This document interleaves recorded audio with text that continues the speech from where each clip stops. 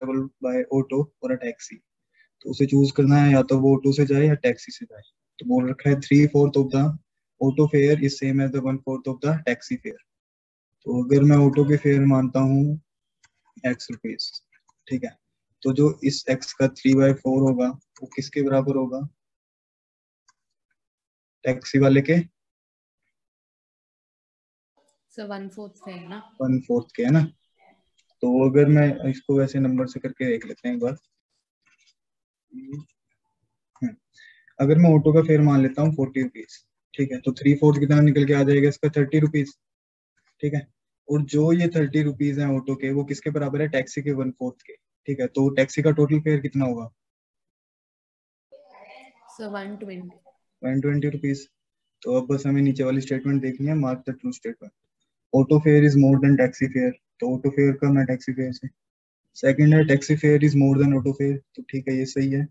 Next वाले में हम आप बता सकते हैं तो वो गलत है। The auto and taxi fare same, तो ये दोनों गलत है, तो इसका आंसर हो गया बी, ठीक है। 22 में है find out the wrong number in which given sequence of the number. ये सीक्वेंस दे रखा है, इसमें रॉन्ग नंबर बताना है। तो आप ये सीरीज देखोगे तो इसमें आपको देखा कि इसमें सभी नंबर 11 से डिवाइड हो रहे हैं एक्सेप्ट वन, जो है 279, है ना। देखो ये 11 से 2 पे जाएगा, ये 3 पे, ये 6, ये 9, ये 11 पे ही जाएगा, और ये समथिंग जाता है 54 पे, हाँ 54 पे। तो ओनली ये 279 है जो किसी से नहीं जा रहा है। नेक्स्ट है ब्लड रिलेशन वाला। बोल रखा है looking at a portrait of a man saying से Sanjay said his mother is the wife of my father's son. तो कोई एक पर्सन है पोर्ट्रेट में, ठीक है, पोर्ट्रेट में, उसको बोल के बोल रहा है कि हिज मदर, उसकी माँ, ये उसकी मदर हो गई, is the wife of my father son. तो ये उसके कुछ फादर हो गए, उसका बेटा होगा सन, उसकी वाइफ है, ठीक है। अब बोल रखा है brother and sister I have none. अब उसका कोई ब्रदर एंड सिस्टर नहीं है, तो whose portrait was Sanjay looking. तो संजय को इसकी पोर्ट्रेट की तरफ इशारा कर रहा है, उसके सन की, ठीक है।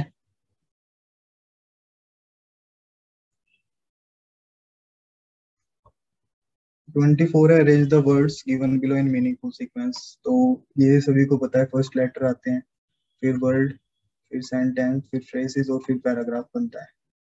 तो इसका सीक्वेंस हो जाएगा 4 1 3 5 एंड 2,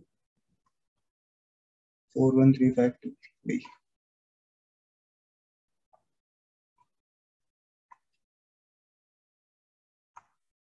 नेक्स्ट है स्टेटमेंट दे रखे है all roads in Bangalore have potholes. Bangalore में सभी रोड्स में क्या है? पेट होल है। अब हमें चूज करना है नीचे स्टेटमेंट से, choose the correct counter example which shows that the statement is false. अब हमें ऐसा ऐसा एग्जांपल चूज करना है इन चारों में से जो इस वाली स्टेटमेंट को गलत प्रूव कर दे, ठीक है। तो फर्स्ट है MG road in Bangalore have no pot potholes. तो हाँ देखो, फर्स्ट ही मिल गया यहाँ पे। बोल रखा है एमजी रोड है जो कि बैंगलोर के अंदर है और उसमें कोई भी पेट होल्स नहीं है। और यहाँ पे बोल रखा है जितने भी बैंगलोर में रोड है सभी में पेट होल्स है, ठीक है। अगर मैं दूसरा भी चेक करूँ, एमजी रोड इन पुणे, यहाँ पे पुणे की बात हो रही है, तो ये स्टेटमेंट किसी काम की नहीं है। थर्ड में there are new roads in Bangalore, तो न्यू रोड्स है तो उनमें पेट्रोल हो सकते हैं, कोई ऐसी ऐसा नहीं बोल रखा है कि पेट्रोल नहीं है, तो ये भी काम की नहीं है, नन ऑफ दिस नहीं होगा, तो हमारा आंसर हो गया ए, ठीक है। 26 का ट्रूथफुलनेस कोड, तो इसका क्लीननेस हो जाएगा शायद बेथ बात, ठीक है। 27 है a toll gate has 5 lanes. तो 5 लेन है टोल गेट की, 1 2 3 4 5। बोल रखा है ईच लेन हैज 50 व्हीकल्स, तो 50 यहाँ पे भी, यहाँ पे भी, यहाँ सभी जगह 50 है, तो टोटल व्हीकल्स अपने कितने हो गए? 250, ठीक है। बोल रखा है assume a vehicle occupy half a metre and there is no gap between vehicles. अब एक के पीछे एक व्हीकल लगे हुए हैं, तो उसमें उनका जो एक व्हीकल जो डिस्टेंस ऑक्यूपाई करता है वो कितना है? 1/2 मीटर और 0.5 मीटर ना, हाँ, ठीक है। अब आगे क्या बोल रखा है? नो गैप, ओके, कोई भी गैप नहीं है। How long the queue is if the toll gate is.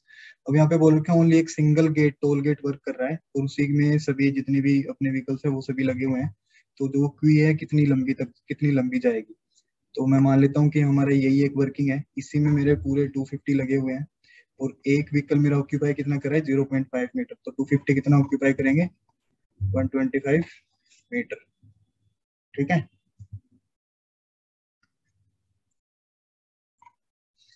किसी को समझ नहीं आ रहा तो बता सकता है।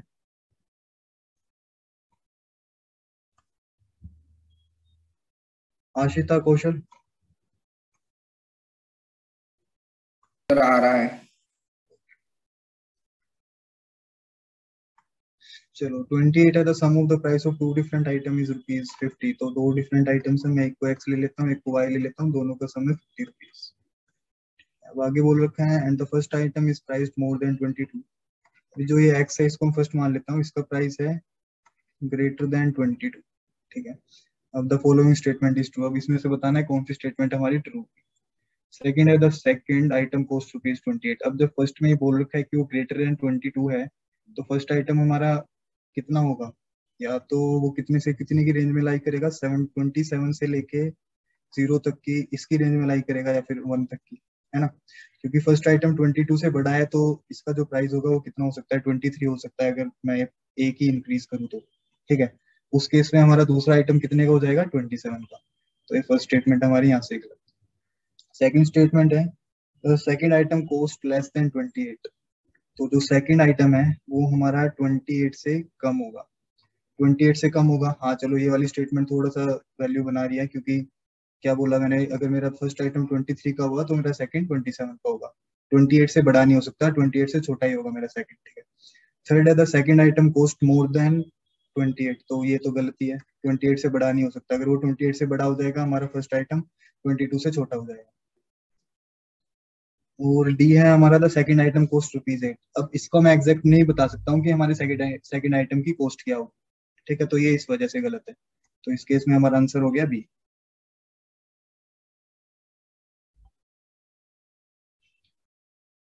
29th क्वेश्चन है बोर्ड गेम है 5x5 स्क्वेयर। तो ये 5x5 का स्क्वेयर हो गया, तो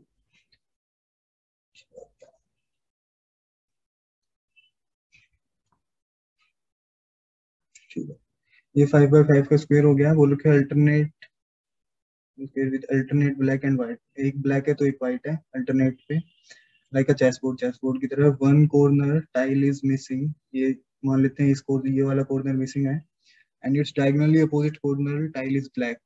तो डायगोनली अपोजिट कॉर्नर, तो ये हो जाएगा डायगोनली अपोजिट, ये क्या है ब्लैक। तो अब बताना है इनमें से कौन सी स्टेटमेंट सही होगी। अब देखो ये वाली ब्लैक है, तो ये कौन सी होगी, व्हाइट। इसी केस में ये व्हाइट होगी। ठीक है, फिर ये ब्लैक होगी, ये व्हाइट निकल के आएगी, और फिर अगेन ये ब्लैक। ठीक है, ये हमारी ब्लैक हो गई, व्हाइट आ गई, ये ब्लैक हो जाएगी, ये व्हाइट, ये again black, white black white और ये ब्लैक। ठीक है, अब चलते हैं क्वेश्चन पे। All corner tiles must be black, हाँ तो सभी ब्लैक होनी चाहिए, तभी ये वाली सिचुएशन सेटिस्फाई होगी। तो चलो फर्स्ट हमारा ठीक है, सेकंड और बाकी को चेक कर लेते हैं। The missing tiles is coloured white. तो नहीं, मिसिंग टाइल हमारा क्या निकल के आया ब्लैक, तो इस वजह से ये गलत। नो कंक्लूजन, ये तो इसका कोई मतलब ही नहीं है। The other two corner are white tiles, तो सभी की सभी क्या है ब्लैक, तो इस वजह से ये गलत। हमारा आंसर क्या हो गया A। अब आते हैं 30 पे। इस फिगर को देखो और बताओ मुझे क्या हो रहा है इसमें।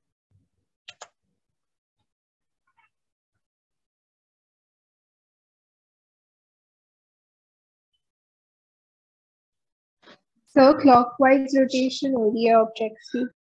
क्लॉकवाइज रोटेशन हो रही है, ठीक है। क्लॉकवाइज रोटेशन में ठीक है, क्लॉकवाइज रोटेशन किसी डिग्री पे भी हो रही होगी ना, कोई डिग्री फॉलो कर रहे होंगे वो।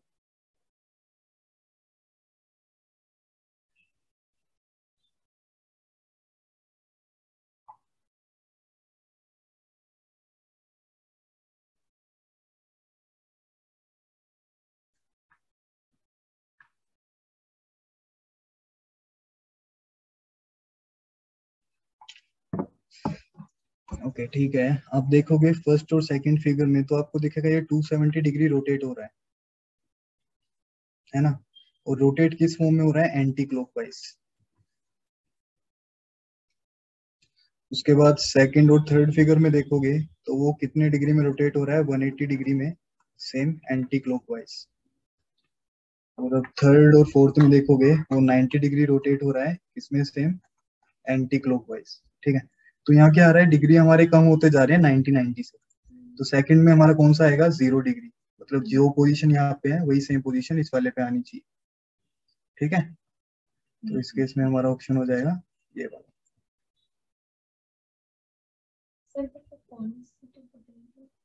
कॉलम्स नहीं बदल रहे हैं, सेम है, ये स्टार इसके साथ है, स्टार उसके साथ होते हैं। ठीक है, ओके। अब आ जाते हैं क्वांटिटेटिव एप्टीट्यूड। जो इसमें हमारा क्वांटिटेटिव एप्टीट्यूड वाला सेक्शन है, ये क्वांट्स तो नहीं बोल सकते, डीआई बेस्ड ज्यादा है। तो जैसे हमारा फर्स्ट क्वेश्चन है, read the information provided below and answer the question that follows. The following table shows ये इलेक्ट्रिसिटी डिमांड बता रखी है 2012 से 2040 तक अलग अलग सेक्टर्स में। ठीक है, हमारा 31st क्वेश्चन है, which sector reported the highest electricity demand इन 2012। तो ये 2012 वाला, इसमें सबसे ज्यादा हाई इलेक्ट्रिसिटी की डिमांड किसमें हो रही है, इंडस्ट्री वाले में। 336 क्या है, टेरावोट। तो यहाँ पे आंसर हो गया ए। तो हाँ देखो, जिसमें जो डीआई मिलेंगे ना आपको, कैलकुलेटिव नहीं मिलेंगे, जो भी मिलेंगे डायरेक्ट आंसर वाले मिलेंगे, या फिर ऐसे मिलेंगे जिनको थोड़ा सा ऑब्जर्व करके आप आंसर बता सकते हो। ठीक है, जैसा टिस में आए थे, अब की वर्ष वाले पेपर में जैसे टिस में आए थे, उसी टाइप के डीआई मिलेंगे कि आप ऑब्जर्व करोगे डीआई को और आपको आंसर पता चल जाएगा कि यही आंसर होगा। कोई भी हमें पेन पेपर यूज करने की जरूरत नहीं पड़ेगी। 32 है, which sector is expected to the biggest source of electricity demand in 2022। तो ये हो गया अपना 2022। अब इसमें बताओ कौन सा ऐसा सेक्टर है जो सबसे ज्यादा इलेक्ट्रिसिटी डिमांड एक्सपेक्ट कर सकता है। तो जिसमें भी सबसे ज्यादा चेंज आ रहा होगा 2012 से 2022 के बीच, वही इंडस्ट्री या फिर वही सेक्टर हमारा क्या करेगा, हाईएस्ट इलेक्ट्रिसिटी डिमांड करेगा। ठीक है, तो यहाँ पे आप इंडस्ट्री वाला केस देखोगे, यहाँ पे बहुत स्लाइटली सा चेंज हुआ है। बिल्डिंग्स वाला देखोगे बहुत ज्यादा चेंज हो गया है।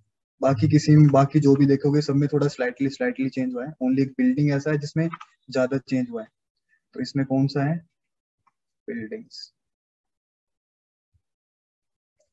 33 हमारा, which sector shows the lowest electricity demand in all 3 years। तो इन तीनों सालों में सबसे लोवेस्ट किसने इलेक्ट्रिसिटी डिमांड शो किया है, तो वो कौन सा है, अपना ट्रांसपोर्ट। यहाँ पे 79 है, वहाँ 28 है और यहाँ 220 है।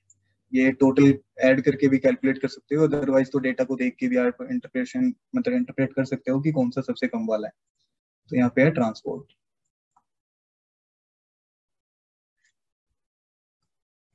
ठीक है, 34 है, based on the above data which of the following conclusion is not correct about electricity demand in India. ठीक है, हाँ डीआई में ना इस टाइप का एक क्वेश्चन मिलेगा ही मिलेगा एपीयू में। तो इसका देखो, इसमें सभी स्टेटमेंट पढ़ेंगे और फिर डेटा से अंदाजा लगाएंगे। तो मैं 1 मिनट कोशिश करता हूँ दोनों एक पेज पे आ जाएं। नहीं आ सकते, चलो इसे मैं ही बता देता हूँ। फर्स्ट हमारा, the industrial sector is expected to fall behind the building sector by 22 in terms of demand of electricity. तो आप डेटा चेक करोगे, इंडस्ट्री में जो 2022 में है वो कितना है, 492 की डिमांड है, और बिल्डिंग्स में कितना है, 607 की डिमांड है। और यहाँ पे क्या बोल रखा था, जो इंडस्ट्रियल सेक्टर है वो बिल्डिंग से पीछे है, तो ये हमारा ठीक है। बी है हमारा, the building sector is expected to show the highest growth between 2012 to 40। तो हाँ, इसमें सबसे ज्यादा हाईएस्ट ग्रोथ हो रही है। देखो यहाँ पे ज्यादा ग्रोथ हुई थी, फिर अगेन यहाँ पे एक बहुत बड़ी ग्रोथ होगी 2022 से 40 के बीच। तो सेकंड भी ऑप्शन हमारा सही है। उसके बाद सी है हमारा, overall electricity demand in India is expected to stay constant between 2012 to 40। ठीक है, अब आप थर्ड वाला देखोगे तो कांस्टेंट तो कहीं पे भी नहीं रहा है।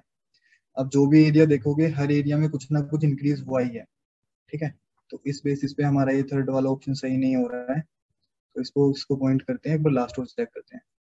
डी है हमारा, focusing on the energy efficient standard for building is an important task for energy planners to the, okay, ये किसी भी कॉन्टेक्स्ट में नहीं है। आप अगर डीआई देखोगे, डीआई से रिलेट ही नहीं करता है ये, ठीक है, तो ये उस तरीके से नहीं बनता है। तो हमारा इसका आंसर कौन सा हो गया, सी।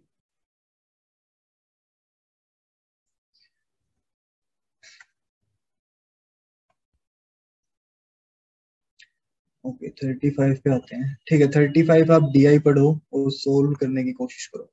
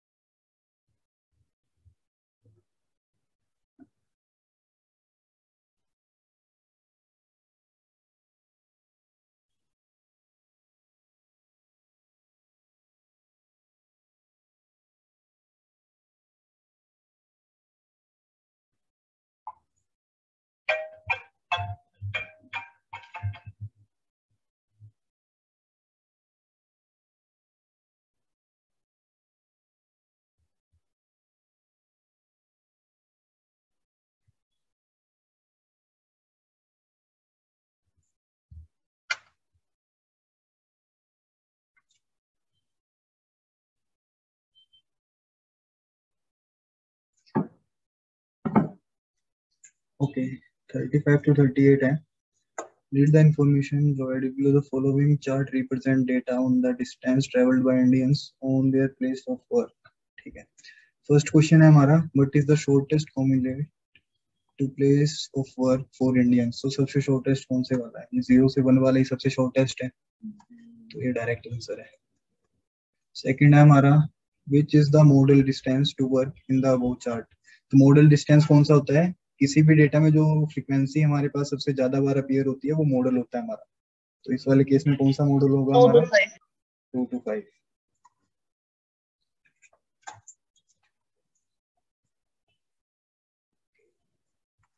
इसके बाद 37 है हमारा, how many Indians travel more than 51 kilometres to work.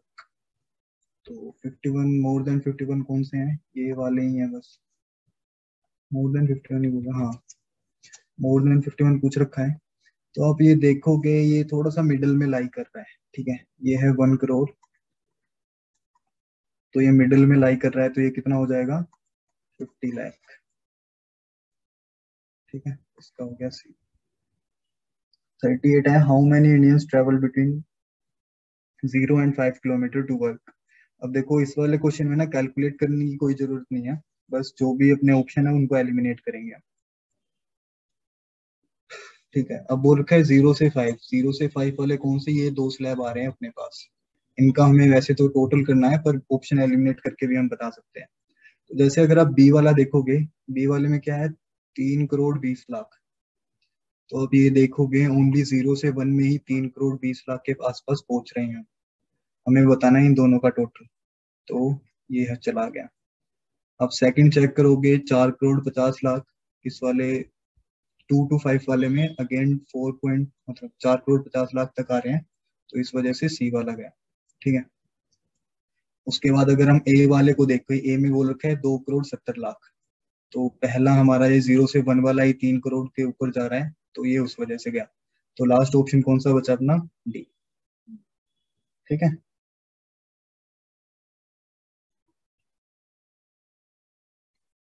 चलो अब ये पढ़ो 39 to 42 क्वेश्चन, और दो क्वेश्चन का जवाब देने की कोशिश करो, 39 और 40 का।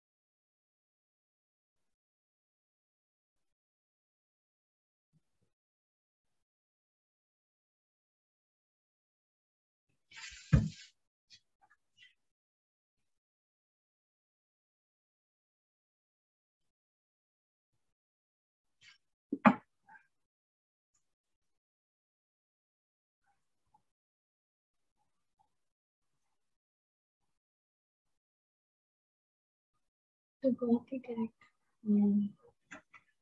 ओके, ये वाला क्वेश्चन है डायरेक्ट जैसे हम पैसे सोल्व करते हैं ना उस टाइप से होता है। फर्स्ट है what is the total number of deaths in children under the 5 year of the age. तो आप इसमें जब ये फर्स्ट लाइन पढ़ेंगे nearby half of all deaths of children under 5 years are due to undernutrition. वो लोग का this means the unnecessary loss of about 3 million of young lives per year। ठीक है, तो ये जो 3 मिलियन है वो कितना है, हाफ के इक्वल है। तो टोटल डेथ कितनी हो जाएगी, इसका डबल 6 मिलियन।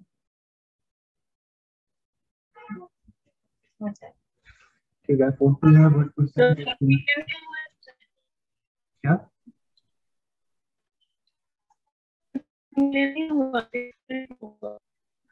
दिशा, आपकी आवाज नहीं आ रही। देखो यहाँ पे जो अपने फर्स्ट 2 लाइन पढ़ेंगे 6 मिलियन क्यों होगा? हाँ मैं बताता हूँ। पहली जो 2 लाइन है उनमें बोल रखा है near by half of all death of children under 5 year. जो 5 ईयर के अंडर जो चिल्ड्रन हैं उनकी जो हाफ, मतलब अगर हम मान लेते हैं टोटल 100% है 5 ईयर के अंदर इनकी डेथ होती है, तो उनकी जो 50% है वो किसकी वजह से होती है, अंडर न्यूट्रिशन की वजह से। और जो अंडर न्यूट्रिशन वाला डेटा देखा है वो देखा है 3 मिलियन। तो टोटल 100% जो ये 50% है वो 3 मिलियन है, तो टोटल 100% कितना हो जाएगा, 3 मिलियन का डबल, तो वो हो गया 6 मिलियन। ओके,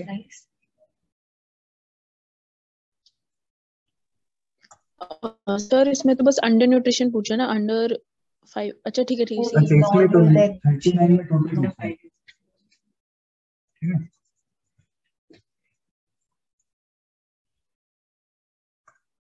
इसके बाद है 40% of children under worldwide under the age of 5 year had stunted growth in 2016। तो इसके लिए आपको कौन सा देखना है, ये वाला, यहाँ से लेके यहाँ तक का। तो यहाँ पे दिख रहा है about 1 in 4 children under as 5 world wide has turn growth. तो 1/4 कितना होता है, 25%। ठीक है, उसके बाद है 41 है हमारा the statement that has higher percentage of the world's population of stunt children live in sub Saharan Africa than South Asia. तो इसके लिए जब आप इस लास्ट वाला देखोगे, कहाँ गया, यहीं से है ना, ये अबाउट यहाँ से यहाँ तक का ये वाली लाइन देखोगे तो इसमें मिल जाएगा about 2 out of every 4 stunt 2 out of 4 stunt children live in south Africa. ये कहाँ रहते हैं, साउथ अफ्रीका में। और दूसरा बोल रखा है 1 out of 3 वो कहाँ रहते हैं, इन साउथ एशिया में। ओके, सब सहारन एशिया। ठीक है, तो अब यहाँ पे इनको देख लो क्या बोल रखा है, higher percentage in the world population of stunt children in sub Saharan than the South Asia. तो देखो पहला ट्रू तो नहीं है, सब सहारन में कम है, साउथ एशिया में ज्यादा है। ठीक है, तो ये गलत कौन सा वाला अपना सही हो गया, कैनल डिटरमाइन ऑफ दिस किसी काम के लिए आंसर तो नहीं है। लास्ट है हमारा which of the following is not true. तो पैराग्राफ तो सभी, ये पैराग्राफ तो सभी ने पढ़ा होगा, एक बार और रीड कर लो और फिर उस क्वेश्चन का आंसर दो।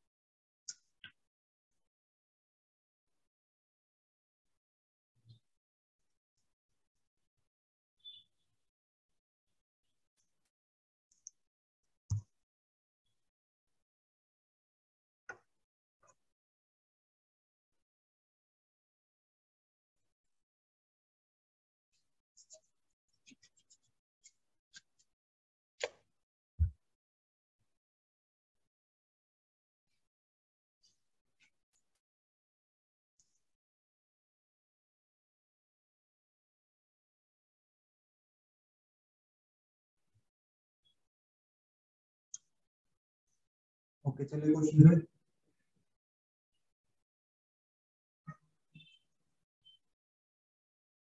बताओ 42।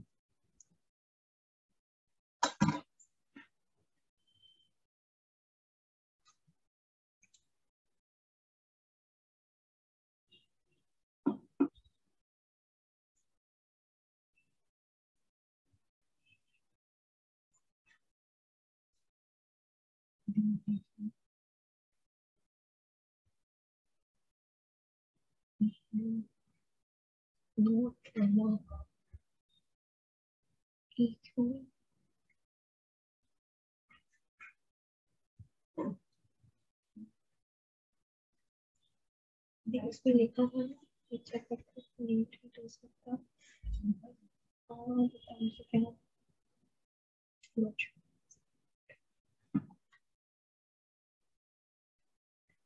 ओके इसमें फर्स्ट ऑप्शन है the health effects on childhood malnutrition can be successfully treated after the child becomes an adult। तो इसके बारे में कहीं कोई बात नहीं हुई। सेकंड है हमारा despite having 1.5 million stunned child in 2016 global efforts to address malnutrition can be regarded as a successful। तो आप इसमें देखोगे यहाँ कौन सा है ये वाला in that said overall brands are competitive in 2016 stunning prevalence global reduced from 32.7% to 22.9% and the number of children affected fell from 190 million to 155 million। और यहाँ पे ऑप्शन में क्या बोल रखा है Despite having 155 million stunned children in 2016, global efforts to address malnutrition can be regarded as a successful। तो इसके बारे में भी कोई ऐसी बात नहीं है सक्सेसफुल साबित हुआ है पर एक तरीके से गलत हो सकता है। सी देखते हैं over 1/3 of the children worldwide were stunned in the 2000। तो हाँ 2000 में 1/3 थे समथिंग 32.7 तक थे तो ये 1/3 हो जाते हैं तो वो सही हो गया। लास्ट है हमारा ये सही है। लास्ट है हमारा childhood malnutrition has long life impact on the health। तो शायद इसके बारे में भी कहीं पे बात नहीं हुई है। इसके बारे में भी कहीं पे बात नहीं है तो ये इस वजह से आउट होता है तो आंसर हो गया हमारा बी।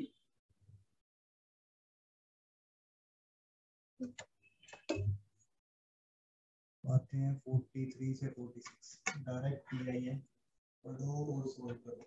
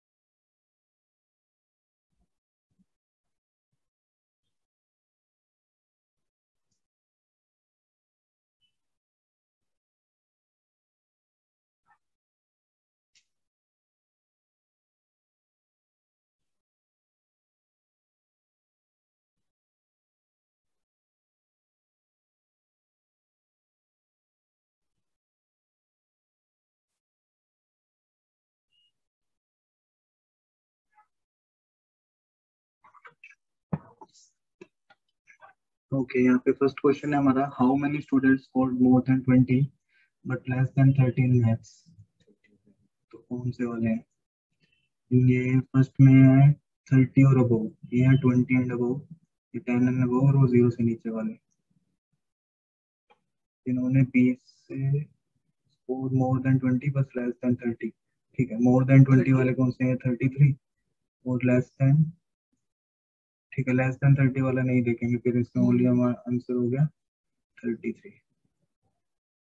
ठीक है इसके बाद है how many student passed in English test if passing marks were 75%।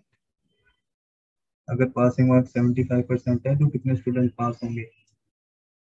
ये इंग्लिश वाला है अपना 30 से ज्यादा कितनों के आए हैं 11 के। ठीक है 75% मतलब 40 में से कितने नंबर चाहिए उसे बताओ।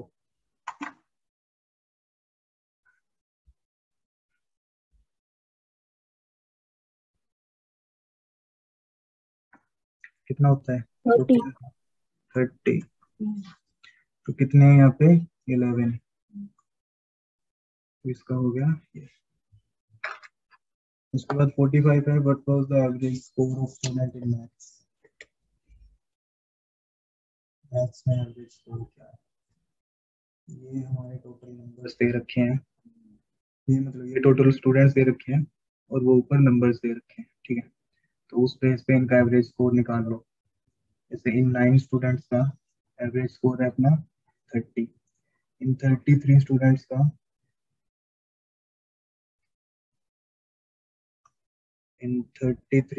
का एवरेज स्कोर है अपना 20, और 47 का है 10। एक मिनट, 20 नहीं, सॉरी, नहीं, एवरेज लेके चलना है। तो 9 का एवरेज हम मानेंगे 30 और अबव की बात हो रही है, तो 30 से 40 के बीच में, तो इनका एवरेज आएगा 35, इनका एवरेज आएगा 20 एंड अबव की बात हो रही है तो 25, इनका 47 का एवरेज आएगा 15, और नेक्स्ट जो 50 स्टूडेंट का उनका एवरेज आएगा 5, ठीक है। तो अब हमें कैलकुलेट करना है यहाँ से सभी का टोटल निकाल के, और इन सभी के टोटल से कर दो डिवाइड। इसके बाद है 46% of students passed in English test with passing marks were 50%। बताना है टोटल कितने परसेंट पास होंगे अगर पासिंग मार्क्स 50% है। 50% मतलब 20 या 20 से ज्यादा। तो इसमें ये दो कॉलम हम कंसीडर करेंगे 9 और 33 वाले। टोटल कैलकुलेट कर रहे हैं तो कितना हो रहा है 42, और टोटल स्टूडेंट कितने हैं हमारे पास?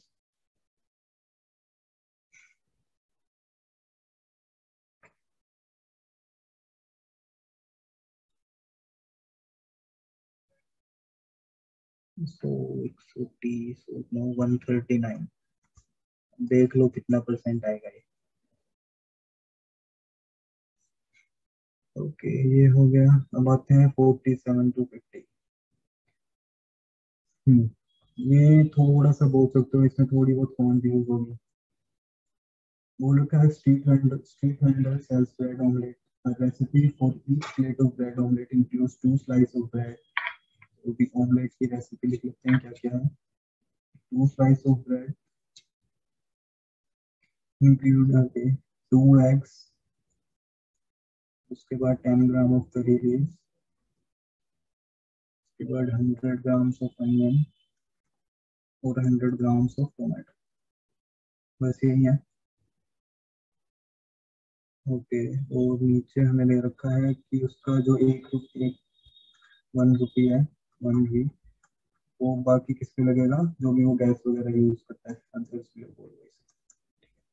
तो प्राइस देख लो उसको कितना प्राइस पड़ रहा है एक ब्रेड ऑमलेट बनाने में। तो वो बोल रखे हैं यहाँ पे 16 स्लाइस कितने के बराबर है? 32 रुपीज के। 16 स्लाइस ऑफ ब्रेड इक्वल है 32 रुपीज के। तो एक स्लाइस कितने की होगी? 2 रुपीज की। तो ये 2 स्लाइस कितने की हो जाएंगी? 4 रुपीज।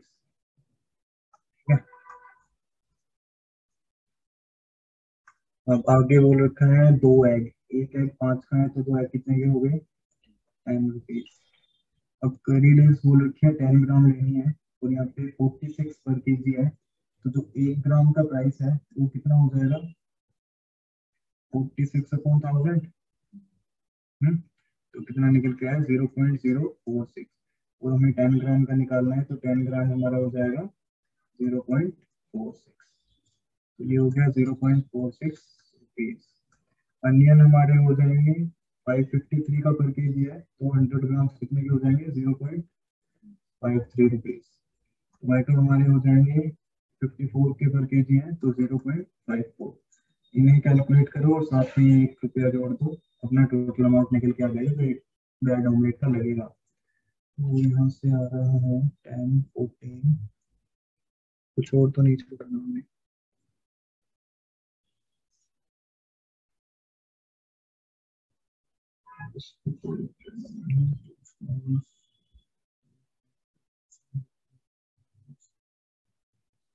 ओके, हाँ बस यही है। कैलकुलेट करो कितना आ रहा है।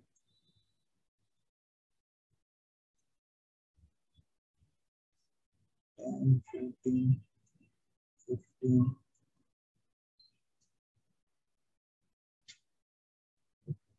ऐसा क्यों लग रहा है मैंने कुछ छोड़ दिया, मिस कर दिया।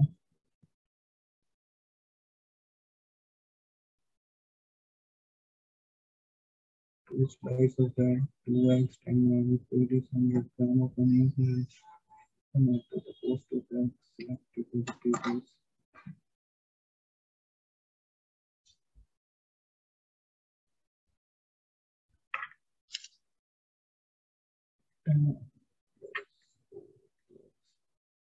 Zero point 0.46, 0.53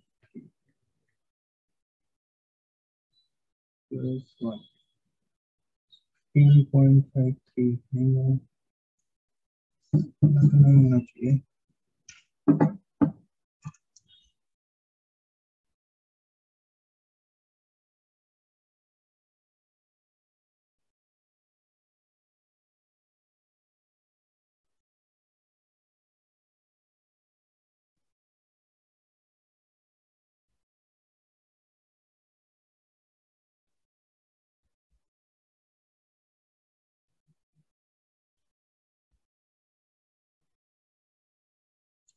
वो 4 ही लगेंगे, ये 10 लगेगा।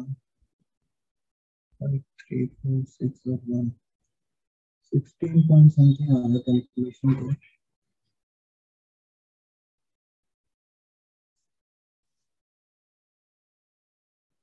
ओके सॉरी, यार थोड़ा तो कैलकुलेशन सेट किया करो। ओके, ये वाला अपना आएगा 5.3 रुपीज, ये आएगा 5.4 रुपीज। अब कैलकुलेट करो।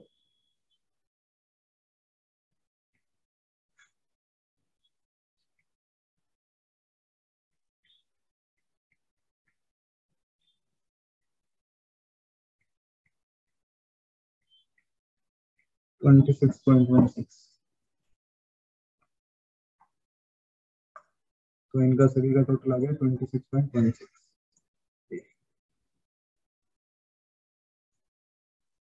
48 है the cost of living for street vendors family for 4।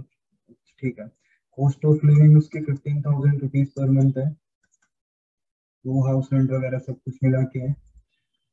If he works for 30 days, अगर वो 30 दिन काम करता है तो वो एक ब्रेड ऑमलेट कितने रुपए की सेल करे कि वो एक महीने के 15,000 रुपए कमा ले। ठीक है, तो यहाँ से हमें पता चल रहा है कि एक जो ब्रेड ऑमलेट है वो अपना कितने का पड़ रहा है, 26.16 रुपीज का।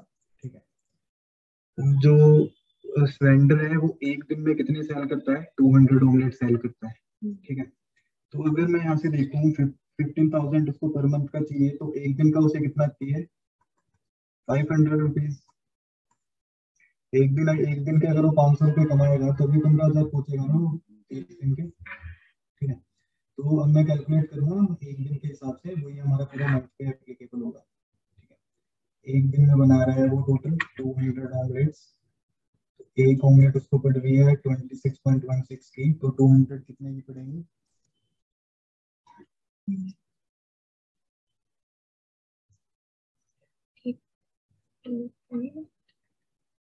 Three.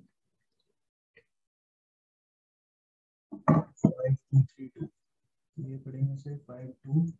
ठीक है, ये तो हो गया उसका मेकिंग कॉस्ट सारा। अब उसे प्रॉफिट भी चाहिए, तो प्रॉफिट कितना चाहिए उसे, 500 रुपीज। ये 500 रुपीज अगेन ऐड कर दिए तो कितना पड़ गया उसको, 2375। तो टोटल 200 ऑमलेट्स को कितने की बेचनी है, 5,732 रुपए की। तो एक ऑमलेट कितने की होनी चाहिए, उसको 2000 से डिवाइड कर दो। ठीक है, तो यहाँ से कितना आ जाएगा, 4 सॉरी सर कहाँ लिखा है सर 200 बेच रहा है ऑमलेट्स, ब्रेड ऑमलेट्स? ये लिखा, ओके सर। लिखा। हाँ sir.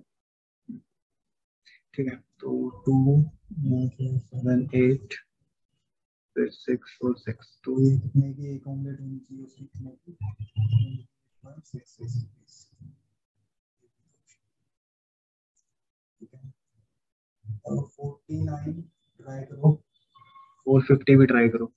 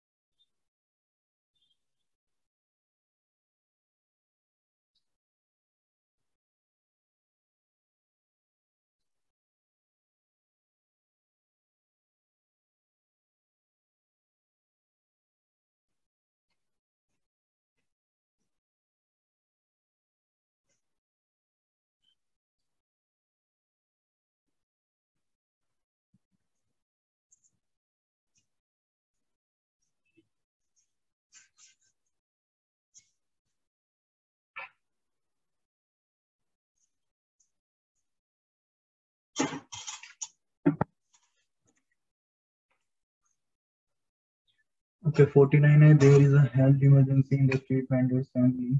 He had to borrow 5,000 at interest of 20% per month for the local money lender to pay the hospital bills. By how much does the interest payment increase the street vendor's cost of living in the next 5 months? ठीक है, अगले 5 महीनों में जितना उसका cost of living बढ़ा देगा। और ये यहाँ पे क्या है, you can ignore the repayment of principal. ये 5,000 रुपए वाले हैं, ये हम इग्नोर कर सकते हैं और ओनली इंटरेस्ट देखना है कि इंटरेस्ट कितना उसका वो बढ़ेगा। 5,000 पे 1 मंथ का है कितना, 20%, तो कितना हो जाएगा इंटरेस्ट?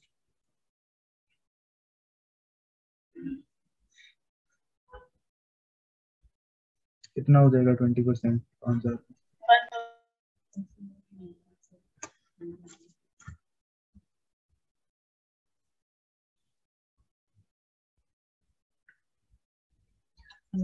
1,000 रुपीज हो गया 1 महीने का। ठीक है, अब उसको नेक्स्ट 5 मंथ्स के लिए बताना है, तो यहाँ पे हम लगाएंगे सिंपल इंटरेस्ट, कंपाउंड वाला नहीं लगाएंगे। ठीक है, 5 महीनों के लिए उसका टोटल कितना इंटरेस्ट बन जाएगा? 5,000 रुपये इंटरेस्ट बन गया है। ठीक है, क्या बताना है हमें? कॉस्ट ऑफ लिविंग कितना इंक्रीज कर देगा अगले 5 महीनों के लिए। ठीक है, तो 1 महीने का 1,000 कर रहा है, तो अगले 5 के लिए सिंगल ही आ गया, 1,000 ही हो जाएगा। कॉस्ट ऑफ लिविंग उसका 1,000 इंक्रीज हो जाएगा 1 मंथ का। कौन भी सक्सेसफुल डिस्काउंट थोड़ी लगाना है, कंपाउंड इंटरेस्ट बोल सकते थे। कंपाउंड इंटरेस्ट नहीं रखेगा क्योंकि ये थोड़ा, एक तो देखो कंपाउंड इंटरेस्ट लगाते वहीं पे है जहाँ पे मेंशन कर रखा हो, अगर कहीं पे नहीं बोल रखा है तो कंपाउंड इंटरेस्ट लगाएंगे। ठीक है, ओके 50 है यहाँ पे। if the street vendor was able to monthly basis पे सिंपल इंटरेस्ट काउंट करना है तो 1/12 से करना पड़ता है या फिर सिर्फ 5,000 into 20%? सिंगल इसमें बोल तो रखा है, 1 मंथ का बोल रखा है, पर मंथ बोल रखा है, पर मंथ का 20% है। अगर पर ईयर बोल रखा होता फिर हमें रेट ऑफ इंटरेस्ट भी उतना ही कम करना पड़ता जितना हम मंथ कम करते। ठीक है, अभी यहाँ पे पर मंथ बोल रखा है तो हम एक सिंगल मंथ का निकाल सकते हैं, जो भी इसका 20% आएगा 5,000 का। ठीक है सर। 50 है। If the street vendor was able to sell his bread omelette for ₹40 per plate, what would be his monthly income? तो भी हमने निकाला था, एक दिन का उसका कितना आया था टोटल बनाने का? 5,232 रुपए। 5,232 रुपए आया था ये 1 डे का। तो 30 डेज का कितना हो जाएगा?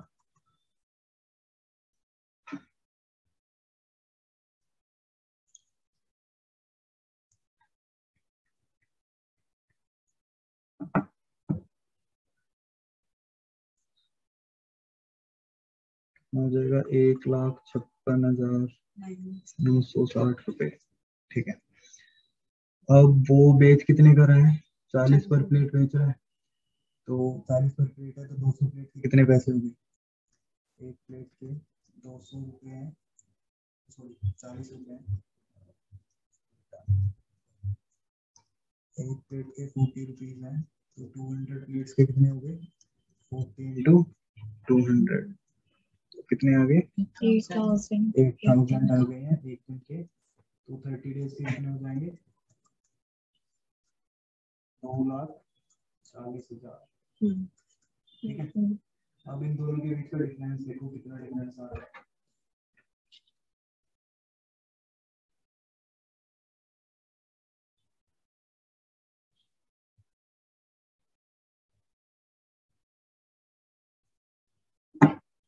इनका डिफरेंस 83,040।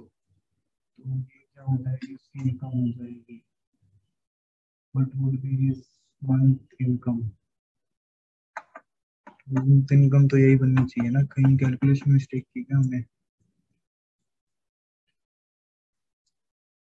कॉस्ट उसको इतनी लग रही है, इतने टोटल कमा रहा है, उसमें से कॉस्ट सब्ट्रैक्ट करेंगे।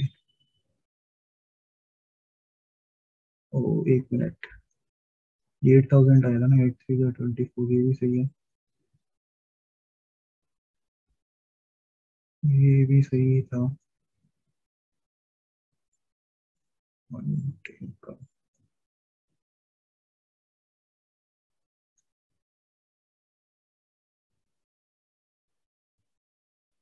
इनकम में देखो फिर कहीं पे कोई कैलकुलेशन मिस्टेक हुई हो।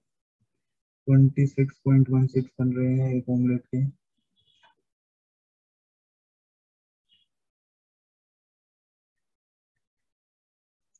और 232 ठीक था, ये एक दिन का था तो 30 का इंटू 30 कर देंगे, 1,56,960। ठीक है, एक प्लेट बेच रहा है वो 40 रुपए की, तो उससे बेचेगा 8,000 की, और वही 30 दिन में कमाएगा 2,40,000 रुपए। ठीक है, इसमें से सब्ट्रैक्ट करेंगे 156,960, 83,040। ओके, अमाउंट हमारा यही आ रहा है सेम।